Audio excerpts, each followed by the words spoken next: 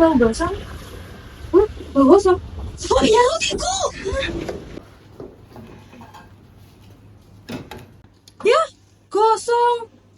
Kamu gimana sih, Wen? Kok bisa gosong? Ih, nggak tahu. Nggak apa deh. Kan masih bisa dimakan. Jangan, kamu nggak tahu apa ya?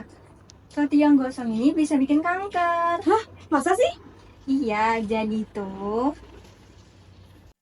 Pernah nggak sih lo perhatiin kenapa stik pas dipanggang warnanya berubah menjadi kecoklatan?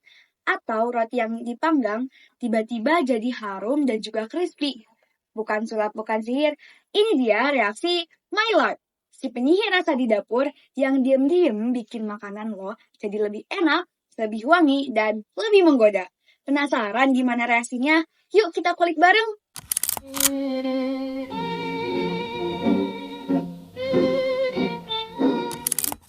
Jadi gini guys, reaksi Maillard itu pertama kali ditemuin sama ilmuwan Prancis yang namanya Louis Camille Maillard pada tahun 1912. Singkatnya, ini reaksi terjadi antara gula sama protein pas dipanasin dan hasilnya warna yang menjadi coklat keemasan, aroma yang wangi, dan rasanya yang delicioso. Terus contohnya nih, yang sering kita temuin di kehidupan, kayak stik yang dipanggang, roti yang jadi crispy, bahkan kopi yang warnanya gelap, semua itu jasa si Maillard. Tapi ingat guys, ini tuh beda ya sama karamelisasi. Kalau karamel itu cuman gula yang dipanasin, tapi kalau Maillard itu harus ada proteinnya juga. Nah, setelah kenalan sama Maillard, si penemu reaksi Maillard, pasti kalian penasaran kan gimana sih terjadinya reaksi dari Maillard ini? Yuk kita bongkar bareng tahap demi tahap reaksi ajaib yang bikin makanan lo jadi lebih lezat, harum, dan juga menggoda. Ini dia proses kimia dari reaksi Maillard.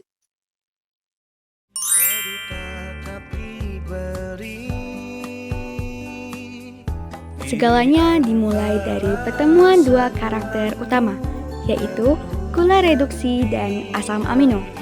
Gugus karbonil di gula bertemu dengan gugus amino di asam amino. Pas pertama kali ketemu, mereka langsung klik dan langsung terbentuk ikatan awal yang kita sebut dengan basa sif. Tapi ini bukan hubungan yang asal jadi ya. Mereka butuh suasana yang pas biar si gugus amino tuh gak terlalu nempel ke proton. Dan suasananya itu adalah suasana basa, sekitar pH 7-9.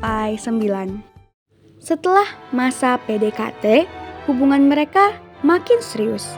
Dan dalam waktu 1-2 jam aja, di suhu yang tinggi sekitar 100-150 derajat Celcius, pasangan ini langsung menjalani rearrangement atau penataan ulang struktur.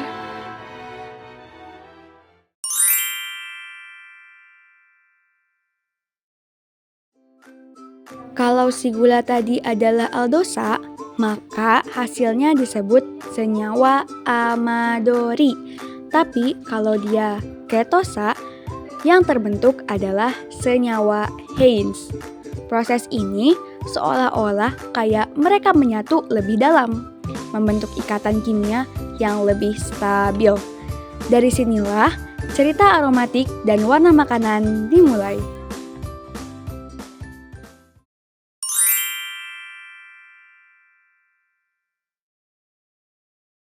Sayangnya nih, hubungan itu gak berlangsung lama. Karena panas yang terus-menerus, senyawa amadori mulai rapuh. Ia kehilangan 3 molekul air, seperti menangis karena cintanya yang mulai retak. Proses ini membentuk furfural atau hidroksimetil furfural yang aromanya mirip karamel gosong atau roti panggang. Itu loh aroma yang bikin kamu lapar di tengah malam. Setelah dehidrasi, molekul yang rapuh ini pecah menjadi senyawa-senyawa reaktif seperti redukton dan dehidroredukton. Mereka ibarat pecahan hati yang udah move on tapi jadi agresif, siap menyerang molekul lain dan memicu reaksi-reaksi lanjutan.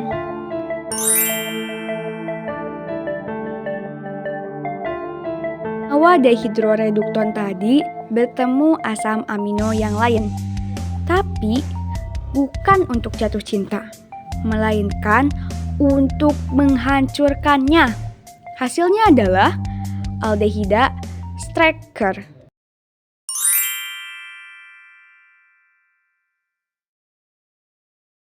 Setelah menjalani asam pahit kehidupan, senyawa-senyawa tadi mengalami reaksi polimerisasi, di mana dia membentuk melanoidin, si pigmen coklat kompleks yang bikin makanan lo tampak golden brown, menggoda, dan beraroma nikmat.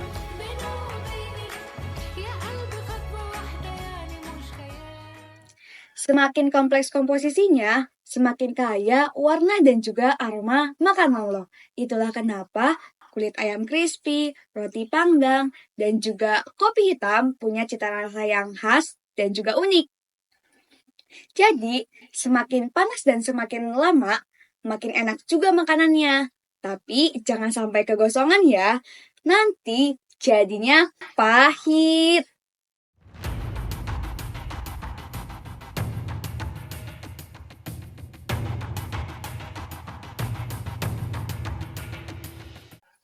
Emang iya makanan gosong bisa bikin kanker?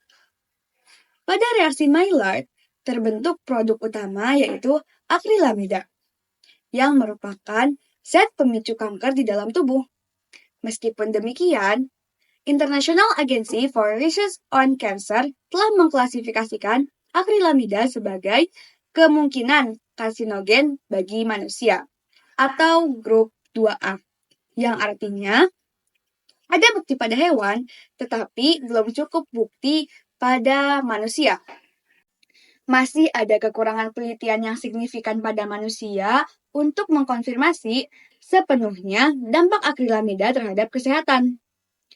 Nah, untuk mencegah banyaknya akrilamida yang ada di dalam tubuh, pastikan kita hanya memasak sampai golden brown saja ya, jangan sampai gosong.